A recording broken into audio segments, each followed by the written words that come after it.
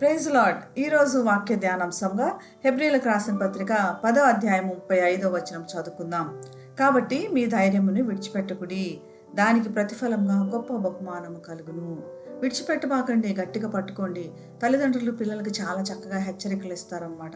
ఎక్కడ రద్దీ ప్రదేశాల్లో ఉన్నప్పుడు, లేదా మరి ముఖ్యంగా రైల్వే స్టేషన్, బస్ స్టాండ్కి అలాంటి ప్రాంతాల్లోకి వెళ్ళినప్పుడు చేయి వదిలిపెట్టబాకు, గట్టిగా పట్టుకోండి అని చెప్తూ ఉంటారు కదా. ఎందుకంటే జారిపోతారు, తప్పిపోతారు అని. అదే మాట ఇక్కడ వాడబడింది. వదిలిపెట్టబాకండి, విడిచిపెట్టబాకండి అని. మీ విశ్వాసాన్ని విడిచిపెట్టబాకండి. మీ విశ్వాసాన్ని విడిచిపెట్టడం వల్ల ఎలాగంటే, ఇశ్రాయేలీలు అరణ్యంలో దేవుడు వాళ్ళని ఒక చంటి బిడ్డల్లాగా కాపాడి తీసుకొచ్చినప్పటికీ దేవుని మీద వాళ్ళు విశ్వాసాన్ని విడిచిపెట్టేశారు. అరణ్యంలో వాళ్ళు 40 సంవత్సరాలు గడపవలసి వచ్చింది. విడిచిపెట్టడం వల్ల, విశ్వాసాన్ని విడిచిపెట్టడం వల్ల జారిపోతారు అన్నటువంటి హెచ్చరిక ఇక్కడ ఇవ్వబడుతుంది అనమాట. దేన్ని విడిచిపెట్టకూడదు అన్నప్పుడు ఇక్కడ ధైర్యాన్ని విడిచిపెట్టకూడదు అని చెప్తున్నారు. ఎక్కడంటే గ్రీక్ ట్రాన్స్లేషన్లో పెరస్సియా అన్న మాట ఈ ధైర్యానికి వాడబడినట్లుగా మనం చూస్తున్నాం. ధైర్యంగా ట్రాన్స్లేట్ చేయబడింది, కానీ అక్కడ నిబ్బరం అని, ధైర్యంగా మనం చెప్పగలిగింది చెప్పగలుగుటం కానీ, విశ్వాసంలో స్థిరంగా ఆత్మవిశ్వాసం కలిగి ఉండడం కానీ అన్నటువంటి అర్థాలు చెప్తుందన్నమాట. మీరు నిలకడగా ఉండండి. మీకు ఇలా నిలకడగా ఉండడం వల్ల మీకు ప్రతిఫలం కూడా ఉంది, చాలా మంచి ప్రతిఫలం ఉంది.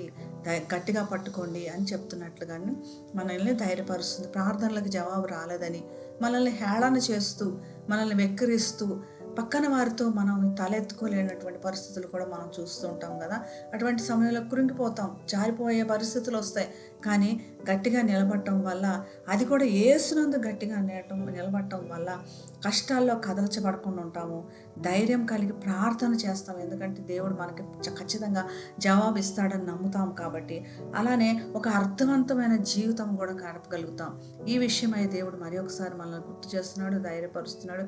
జవాబులు వచ్చేదాకా కనిపెట్టి విశ్వాసాన్ని విడిచిపెట్టొద్దని చెప్తున్నాడు. ప్రార్థన చేద్దాం. పరిశుద్ధమైన యేసయ్య, మాకు మంచి ప్రతిఫలం దాచి ఉంచినందుకు నీకు వందనాలు ప్రభా.